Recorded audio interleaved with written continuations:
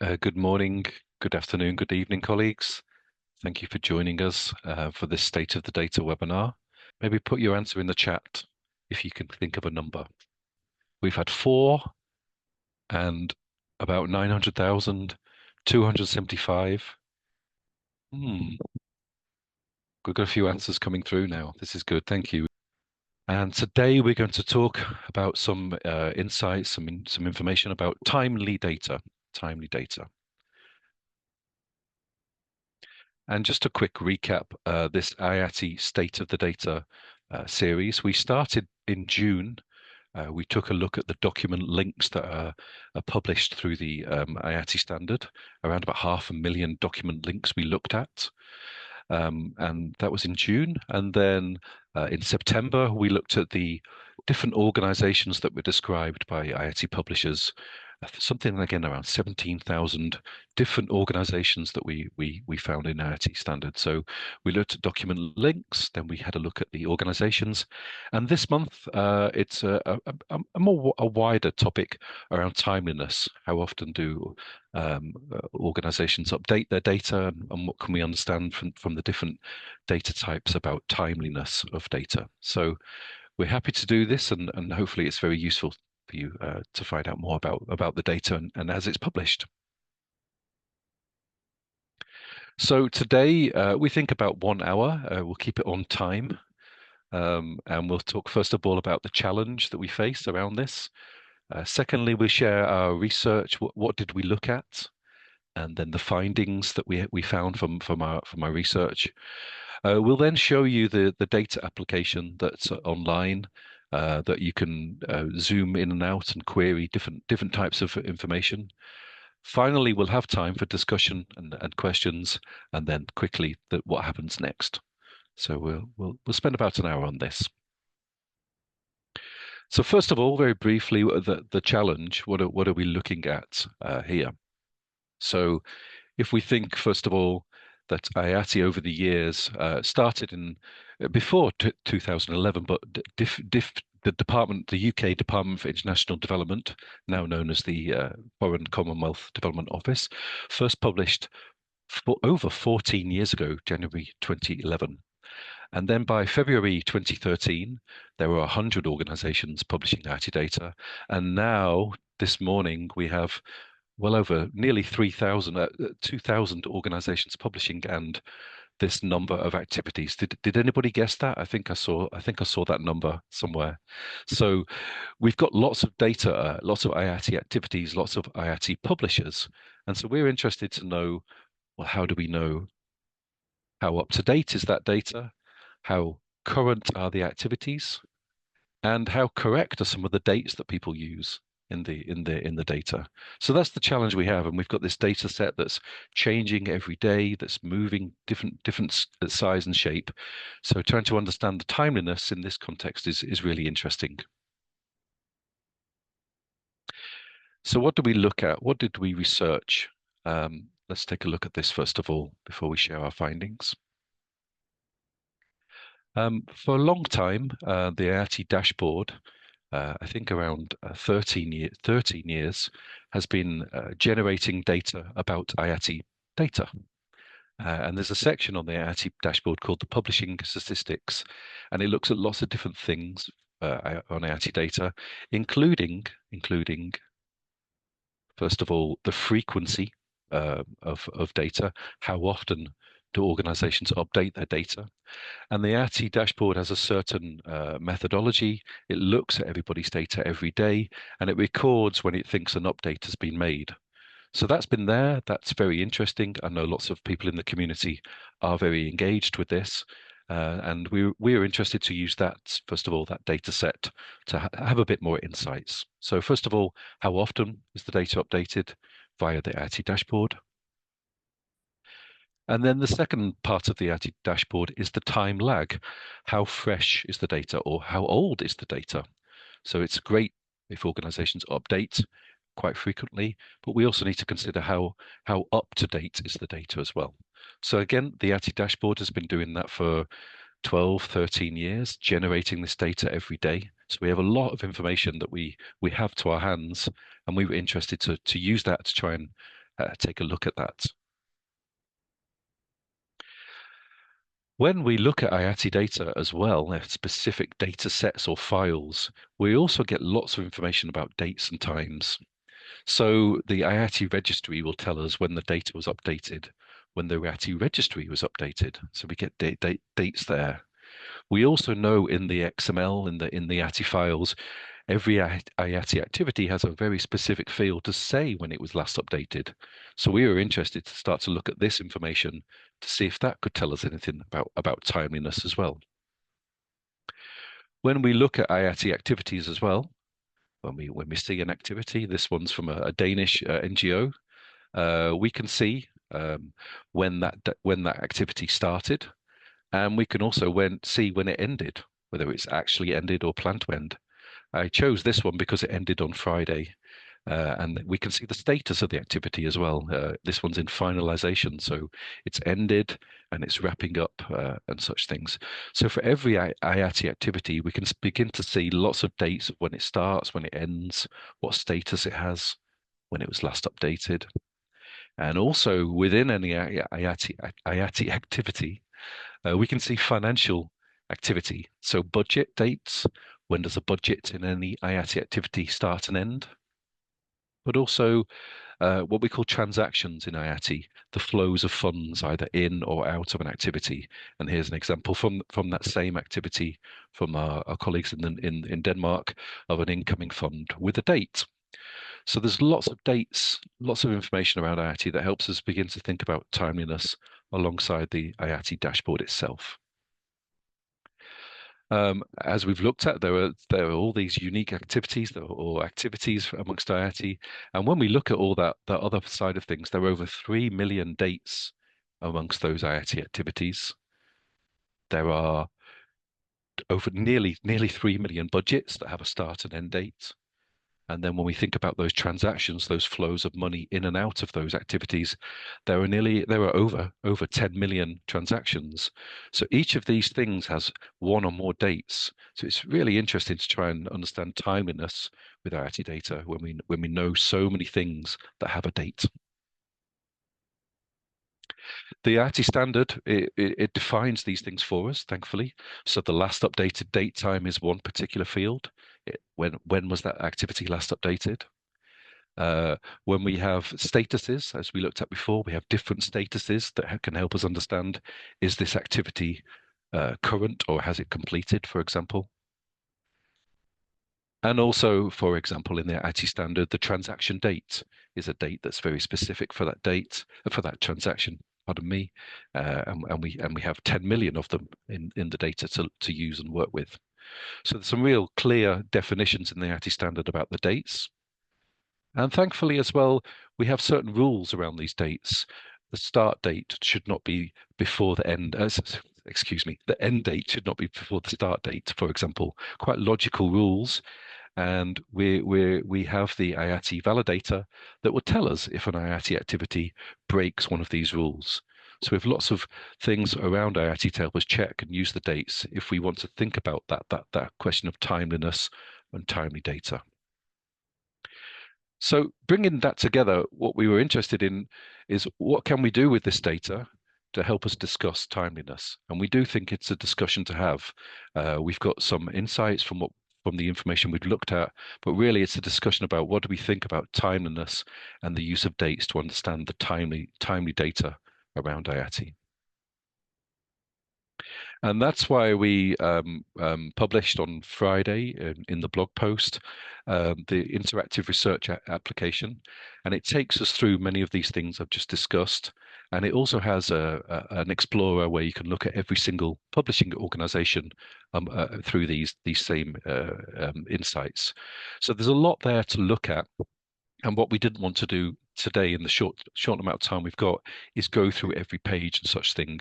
So we're going to share with you six findings that we think are interesting from the research, and then we'll show you the Organization Explorer, and then you're free to use the research application at your own time as well. And hopefully, we'll have enough time then to talk with ourselves about this. Okay, I'm going to pass over to Simon. Simon's going to take us through a few of the first insights, and then I'll be back to take us through the final ones. Over to you, Simon. And do next slide me, please. Thank you. Thanks, Stephen. Next slide, please. So before I go into our findings, I just want to point out a couple of things about the data. The data was accessed last Monday. So if you're looking at some of the figures that are live on the dashboard today, then there will be slight discrepancies. And we are using the organisations that are on the timeliness statistics on the dashboard as our baseline of organisations, even though some of those don't have any published activities. So if you can go over to the next slide, Stephen, and our first finding. And what we found was that a relatively small number of reporting organisations publish their data monthly. But these organisations, they also publish most activity data. Next slide, please, Stephen. So the first thing we did was we took the data from the timeliness section on the dashboard and counted how many organisations fell into each category. What we found was that there were a small number of reporting organisations that publish monthly. In total, just 53 publishers, which is less than 3%. Most organisations publish less than annually. And you'll see that we also break down the count of organisations by their type. It's worth noting here the relatively high numbers of national and international NGOs that publish annually or less than annually. We then asked ourselves, how many activities are these organisations publishing? Next slide, please, Stephen. So when we look at frequency and count by the number of activities that an organisation publishes, there's quite a different picture. It's almost a mirror image. We see that organisations that publish monthly have reported over 469,000 activities in total. The 57% of organisations that publish less than annually represent just under 5.5% of all activities. Note that we're not saying that all of these activities were updated with this frequency, just that those organisations with these frequencies publish this many activities. When we now look at organisation types, national and international NGOs are barely visible, while we see how the bulk of activities are published by governments and multilaterals. On to the next finding, please, Stephen. So excitingly, some publishers update more often than monthly, i.e. weekly.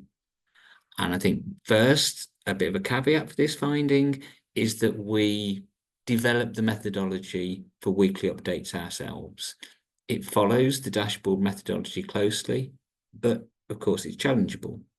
For transparency, we describe how we calculated this in the application, and of course we share our working via the DeepNote project. So we present it here for interest rather than as a suggested permanent metric. That aside, this is what we found. Next slide, please, Stephen. So by our calculations, 12 organisations who between them publish about 10% of all IATI activities publish weekly. I know I said it wasn't a permanent metric, but we do have a list of those organisations on the next slide. So take a bow, the magnificent 12. As we'd expect, governments and multilaterals are well represented here, with 2 NGOs on the list as well. Next slide, please, Stephen. So the last updated date time field in the IATI standard isn't reliable for timeliness. So just as Stephen showed the definition, schema definition, I'll just repeat that. The last date time that the data for this specific activity was updated. So this date must change whenever the value of any field changes. In theory, this will be the definitive measure for timeliness. So we looked we looked at the range of last updated date times on the next slide. And we found that by far the vast majority of activities have last updated date times this year. Considering how long IATI has been going and the number of closed or finalised activities we'd expect to see, this seemed unlikely. So we calculated the difference between the earliest and the most recent last updated date time for each reporting organisation. And we found that 722 of these organisations had no difference between those two dates. So in effect, every single last updated date time was the same across their whole publication. This represents 487,000 plus activities, which is around 50%, 54% of all of the activities we analysed. Our current hypothesis is that when these organisations update, they bulk update the last updated date time field, regardless of whether any data has changed or not. And on to the next slide and the next finding. So, excuse me, half of IATI's reporting organisations haven't updated an activity since 2023. And that's according to their most recent last updated date time. And next slide. So how we discovered this, we looked at last updated date time on a per organisation basis. We took the most recent date per organisation, and what we found was that 806 organisations, almost half, have a most recent last updated date time from 2023 or earlier. So do we celebrate these organisations have contributed to IATI or question why they're no longer publishing? I'm going to go over to Stephen to go through the next findings. Thank you, Stephen. Next slide. Thank you, Simon. That's really interesting and helpful. And I noticed a question from Kent in the chat about have you looked at that by value of activities by chance? And just to answer that here, what we looked at, first of all, is the organizations publishing the data and their count of activities. We didn't then go into the value, the US dollar value, for example, because then that starts to raise a few other questions around, for example, double counting or where exactly do we find that value of each activity. And we do think for next year, that's a really great thing to look at. So we're not shying away from it, but we didn't want to start making other claims. We just looked at the publishing organizations and the number of activities for our proxies here. Thank you, Ken. The finding number 5 is looking at the other dates around our IATI activities, and so it's no surprise really that when you look at the activity dates, the transaction dates, and the budget dates, for example, they can be very useful indicators of timeliness. So I just want to share with you some screenshots from the application on this. First of all, when we looked at the activities by their status, and the activity status can only be one per activity. It can change over time, and we would expect the status to change over time as the activity proceeds through its life cycle. And we can see we've got the majority of activities are closed, given that IATI has been in operation for 14 years or so. That's to be expected. We have a big bulk of activities in implementation. Again, we think that's what we would expect. And we have this other area of finalization, so activities that have closed but are in the monitoring and evaluation or wrap-up stage as well. And again, I think we think that those are the 3 logical statuses of IATI activities when we think through what's happened over the years. The other 3, suspended, cancelled, or in pipeline, are far, far less. And again, we think that's what we would expect. So just looking at that one part of the IATI standard gives us an idea of the timeliness of the whole corpus. And when we break that down by the reporting org type, the organization that publishes the data, again, as per the other findings that we shared, we think that's as expected. It reflects the that some of the larger organizations providing big data sets, donor governments or multilaterals, are responsible for the larger share of the activities by status as well.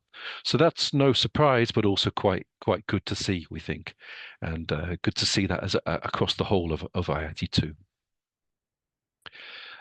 Another thing we looked at were these dates, the activity dates, and any IATI activity can have a start and an end date, but also each of those start and end dates can be planned and actual.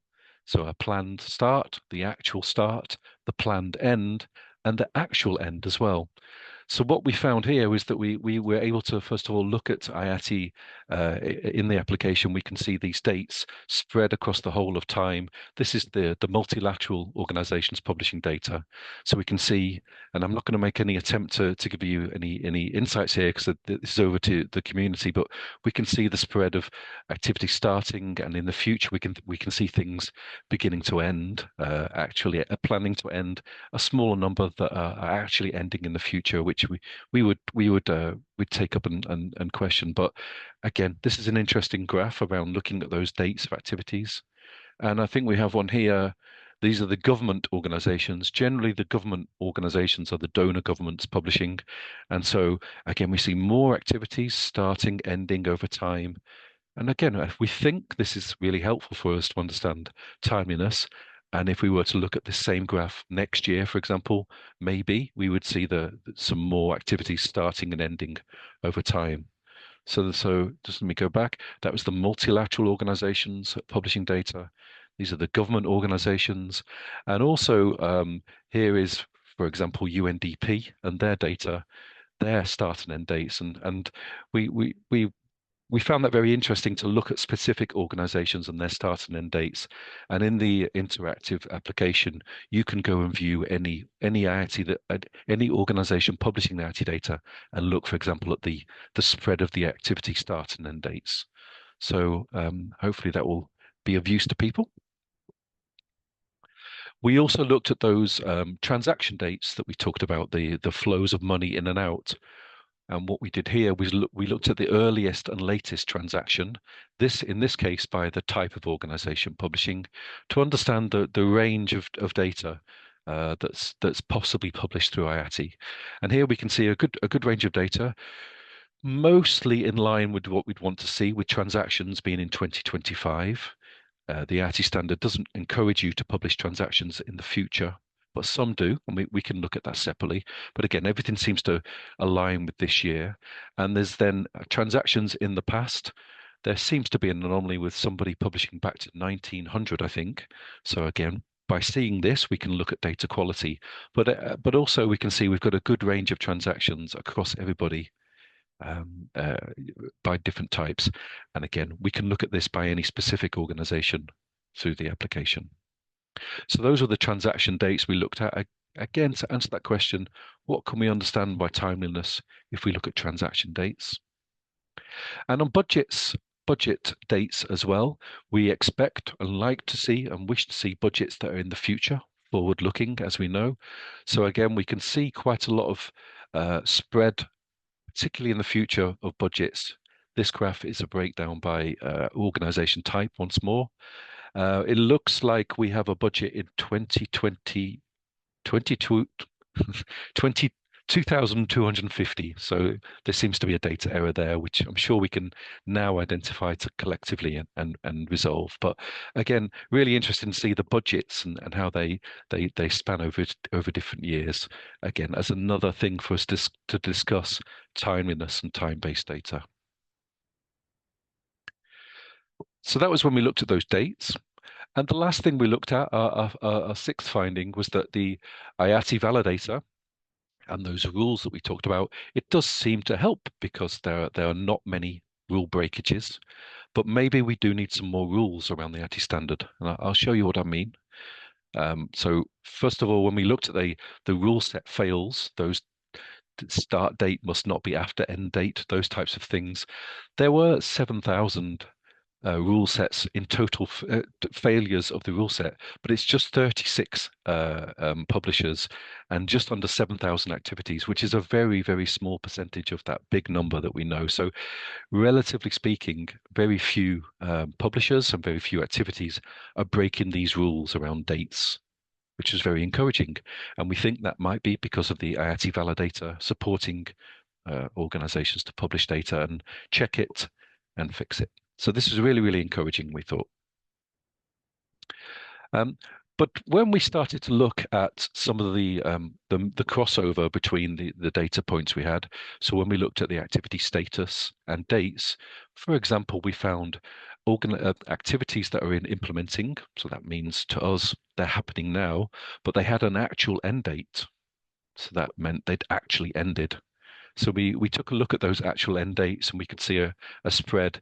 And perhaps maybe we might need a rule in the IATI standard that if your activity is in implementing, it shouldn't have an actual end date. One for us to discuss, I'm sure, but we thought it was really interesting to look at that and look at that occurrence.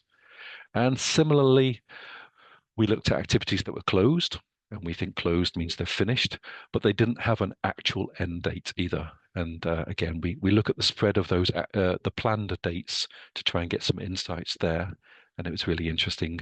Again, this is all in the application, and equally also you can look at this for any particular reporting organization as well. So that was really helpful for us to see this mix between status and dates. So we think that we may get some better rules to help us there. Okay, I've given that away though. So Simon, I'm going to go back to you, and you're going to show us the application screen share. I think Isabel is going to screen share, and then Simon, you're going to talk us through that particular view of the Organization Explorer. Thank you. Of course. Thank you, Stephen. Thanks, Isabel. So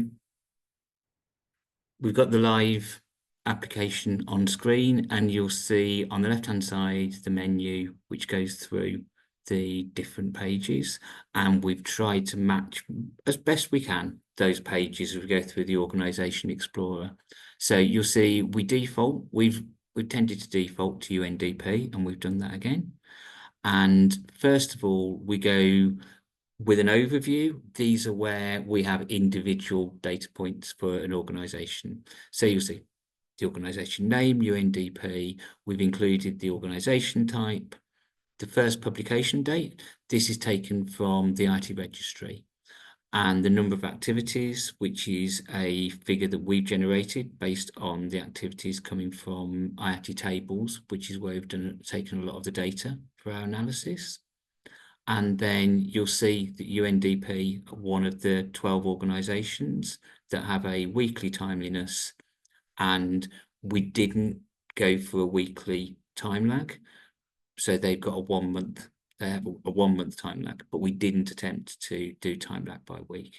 So if we scroll down now, please, Isabel, then you'll see the graphs starting to come in. And UNDP are one of those organisations where nearly all of their activities have been updated this year.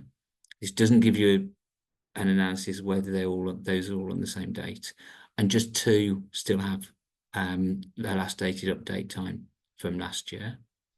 And then we break down the activity status, and UNDP have, I'll have to apologise because I can't see the actual numbers there, but they have probably about 1/5 to 1/4 of their activities are in finalisation, and most of the activities they report are in implementation. And if we go down, just that test that Stephen's just talked about, so there are no activities in implementation with an actual end date.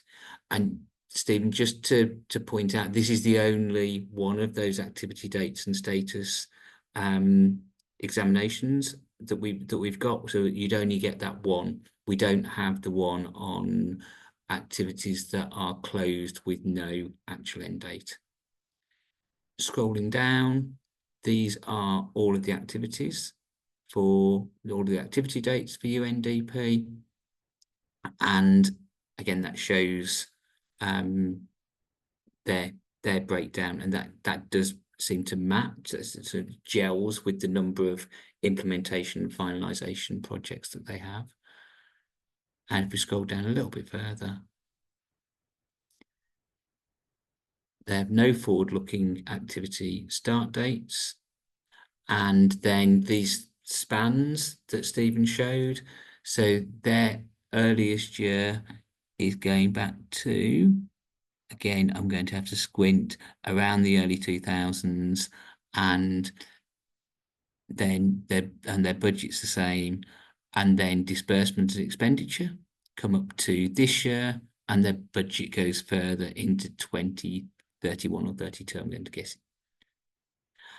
And then if we scroll down a little bit further, we'll see that they have no failures against the schema rules. And just to reinforce, those are just the 7 schema rules that we picked out that are about date and time at the activity level.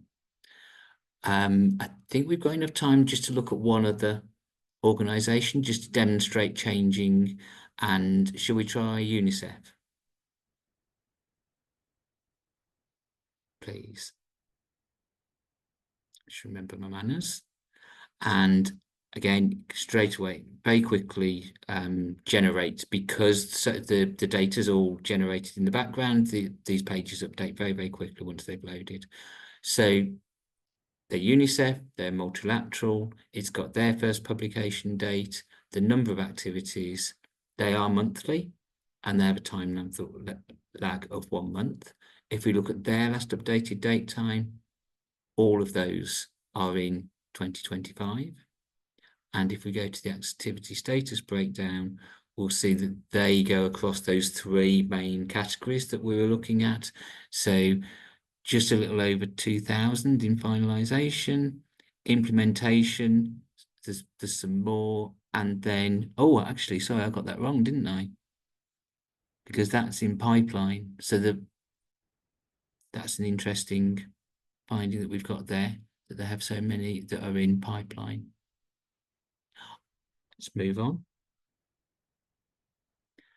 And they do have activities in implementation with an actual end date, and this shows where those end dates fall.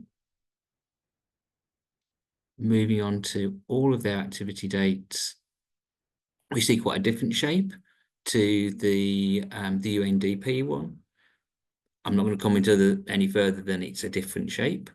And we look again, they don't have any forward-looking activity start dates, and their financial span looks very similar to the one that we saw for UNDP, with the disbursements running up until this year and the budgets into the future.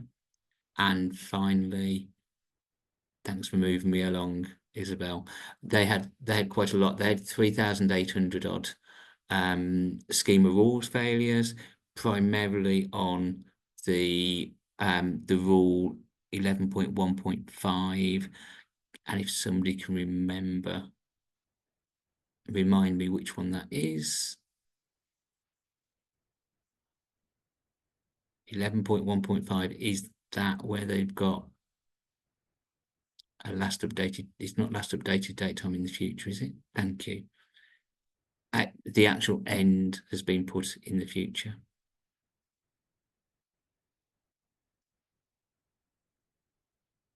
So, Isabel, thank you for that. And if we want to stop screen sharing, we've still got a little over 20 minutes. If we want to go back to Stephen and ask if people wanted to put their hands up, or if they have any questions or observations, and if you prefer, feel free to write something into the chat.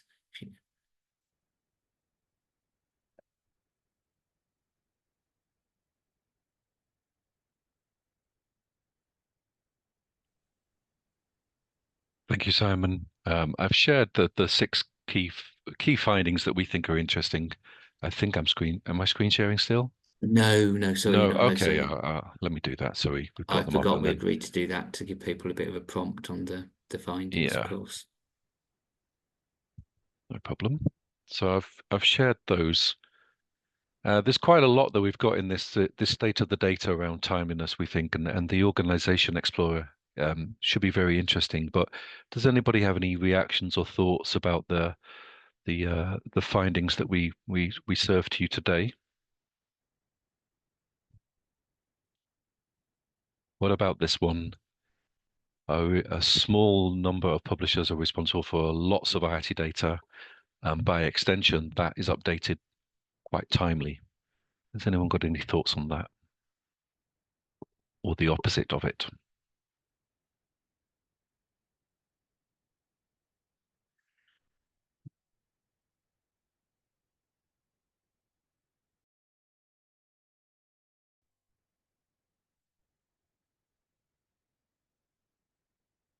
Is there an SOP for reaching out to these orgs and asking them to check their data? It's a good question, Lee. I think when we think back to the origins of IATI and the implementation schedules that organizations produce to say when they would publish data and how often, that was our original SOP, I think. But as we move on with thousands of organizations joining IATI, they're perhaps not that in place, I think. But again, there might be local conditions with governments or multilaterals where they have those there. If anyone on the call has got any ideas around that, would be really helpful.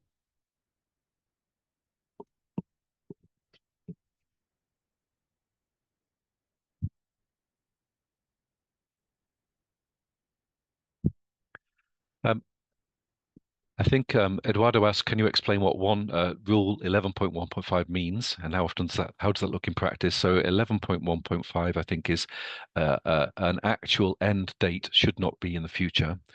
So as I mentioned before, IATI has four types of dates: planned start, planned end, actual start, and actual end.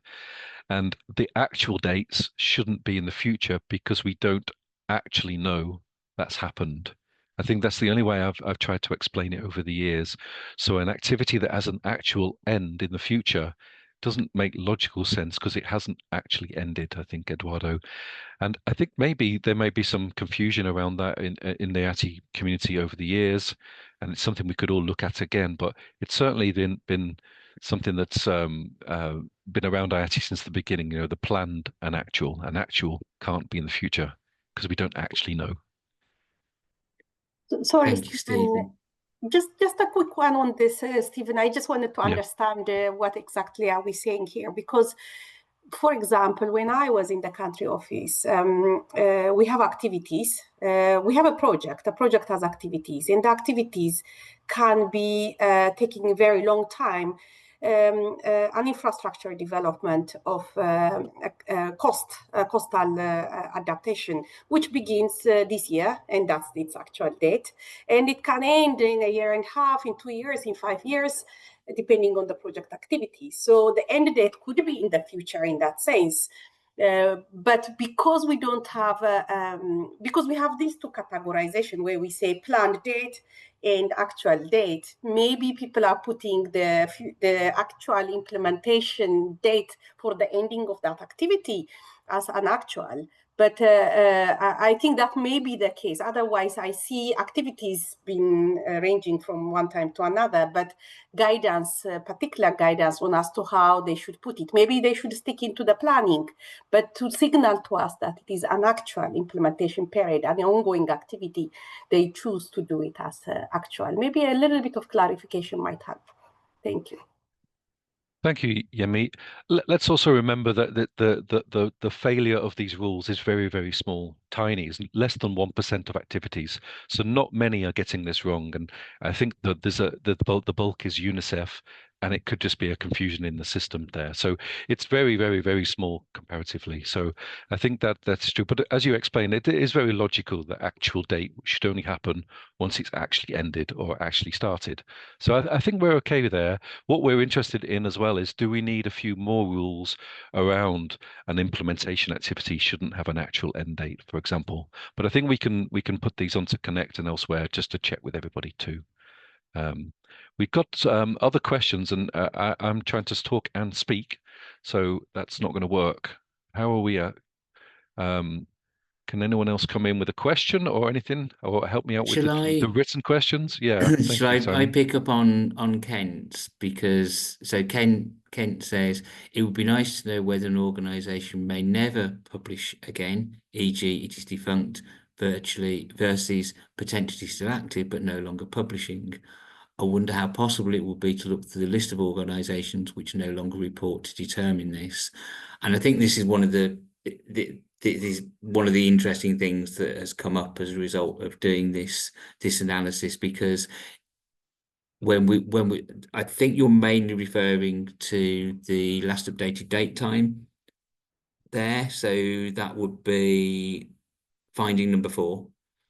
There, Kent. I hope I've got that assumption right. And yes, it probably would be interesting. We started to look in that by breaking down by organisation type to see that there were often smaller organisations, and there's the potential that they were only ever asked to publish their activity by one donor, for instance, or by a small number of activities. So that's kind of a working hypothesis I have, but I wouldn't expect that to stand up under great scrutiny. I'm sure there's a lot of nuance sitting behind that.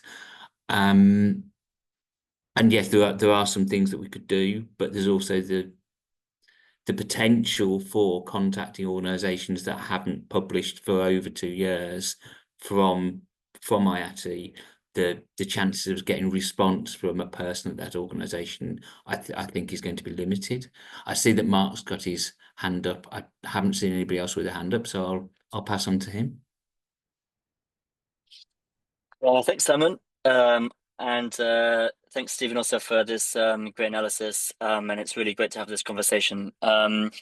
I mean, I had a little bit similar kind of thoughts to Kent around kind of like once published, no longer. And it also makes me think around, the monthly, quarterly understanding by types of publisher and value and those kinds of things. I think it would be interesting and useful to know that, because I think for me, the question is a bit kind of like, so what, so why does it matter, whether the data's timely or not, right? And I think it matters for like maybe particular types of use, right? So for different sorts of organizations, it might be more important that, for different particular types of users, that the data is timely. So does it matter that you have lots of very small organizations that have published once and have fallen off? Well, maybe it matters for certain types of use, especially if you want to look kind of going down the chain and seeing what happened with the funding over time. And it's also, unfortunate if those organizations have fallen off kind of their engagement as well, right? But that feels to me like a different sort of like challenge and question than if, you have kind of like very large organizations have published, or are publishing very infrequently, or maybe they were publishing quite well and now that they've fallen off as well. That feels to me like a different sort of problem. And potentially with a different kind of way of sort of engaging with it as well. Does that make sense? Sort of, because I mean, I've also seen the one other thing I'd like to throw into this maybe is also, I don't know if this sort of belongs in this conversation, but it's around kind of the frequency of data in terms of transactional data. We've also seen, not in a lot of cases, but in the case of some large publishers, we also get cumulative data sometimes, where maybe the same amount is just the same amount is updated over time, and that amount just grows, and then you don't actually see the breakdown of transactions over time. It's just the amounts, maybe a single amount for projects as a whole, or it could be an amount per year where they're just tagged to the end of the year as well.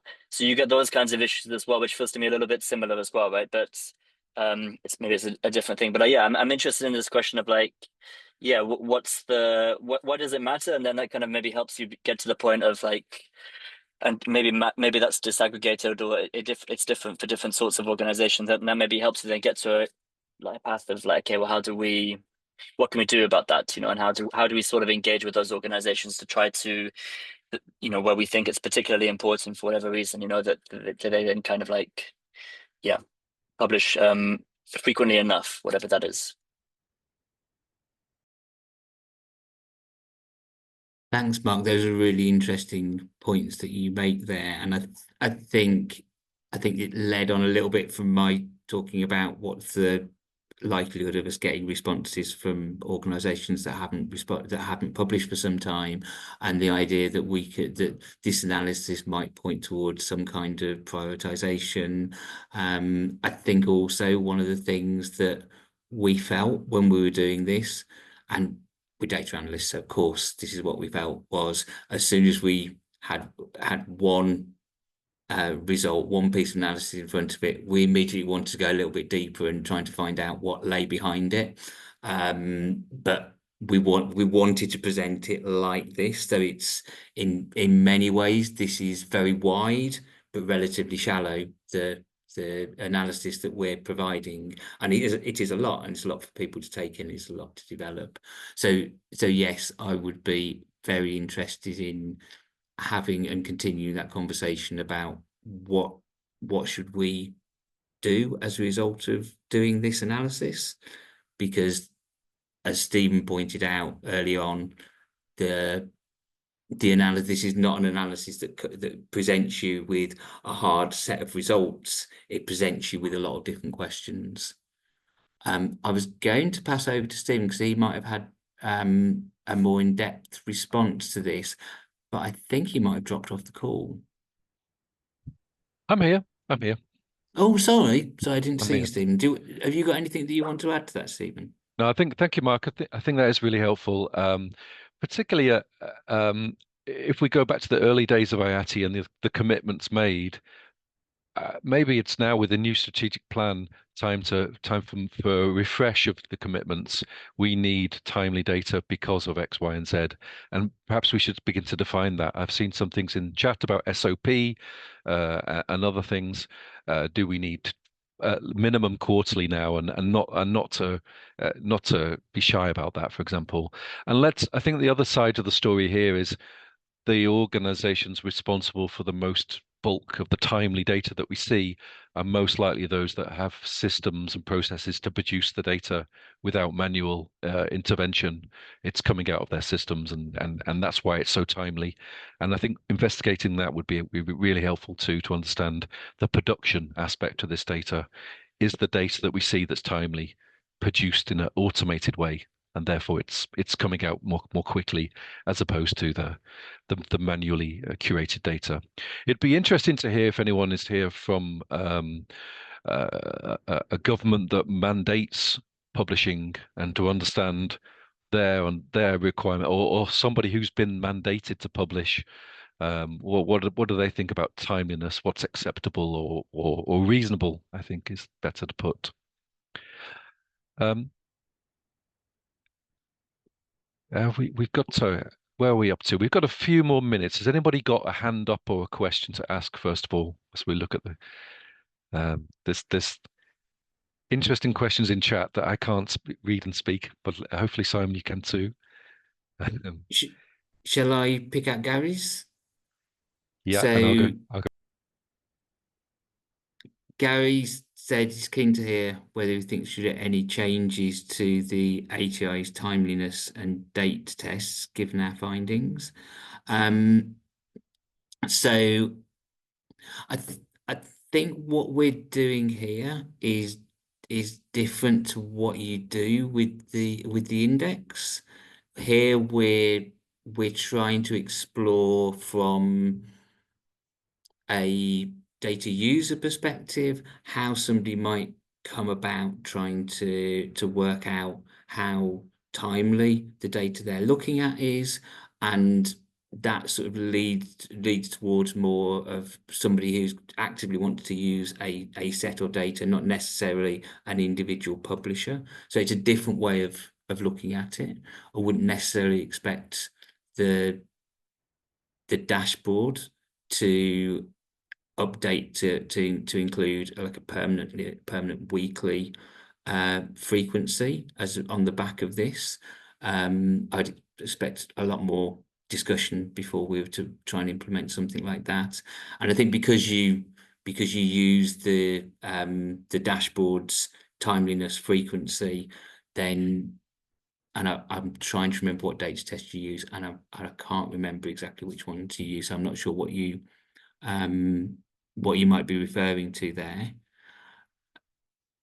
So I don't have a clear yes or no answer, but I think the answer is I don't think on the back of this particular analysis that I would be making any of those sort of suggestions. Stephen, I don't know if you'd have an alternative point of view. Yeah, and you don't we don't have to take too long on this subject because we probably ought to have a separate conversation about it. But as you guys know, when we're doing quality sampling, we're also looking at dates to make sure that activities are legitimate and within the right date range, aside from the kind of timeliness stuff. So your point earlier, or your finding here, number 3, about reliability of the specific last time that we look sometimes at an activity that looks like it should be closed, but it's still being updated, which is problematic, or vice versa.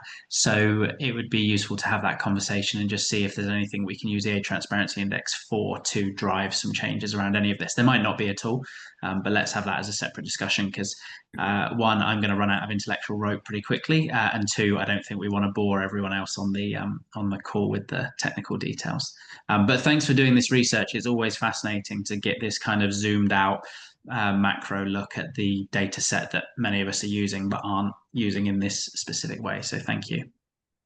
Thanks, Gary. And I think that the question that we had, and I haven't got the application in front of me, but it's probably the discussion point towards at the end of this is what do we want to do about the fact that the last updated date time field isn't reliable, and should we just remove it because it's of no value particularly, although key finding 4 might indicate that there's some value to it, or do we have a push to ask organisations to change the way in which, because it would involve, we think, a change the way in which people are publishing.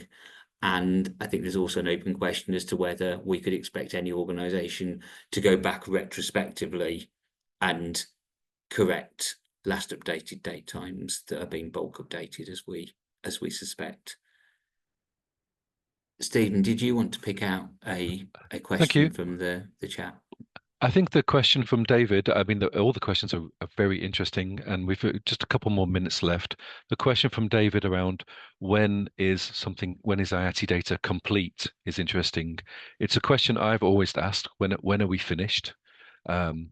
But it's also, have we got all the relevant organizations publishing their data, and then are all those organizations publishing all their activities or portfolio, for example, and then are the activities complete? I think so. It's many points to the question. One thing to note: the IATI dashboard has taken as its proxy for timeliness when a transaction is added.